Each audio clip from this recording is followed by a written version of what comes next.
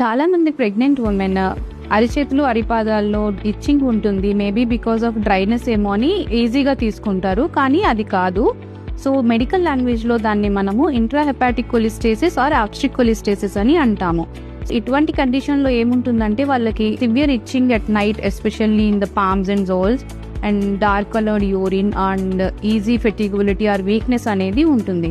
ఇటువంటి సిచ్యువేషన్లో ఈ కండిషన్ ఉందా లేదా అనేసి మనం ఎలా డయాగ్నోస్ చేస్తాము అంటే liver function test or serum bile acid estimation చేసి కన్ఫర్మ్ చేసుకుంటాము. Early diagnosis and early initiation of treatment is most important in obstetric cholestasis or intrahepatic కొలిస్టేసిస్.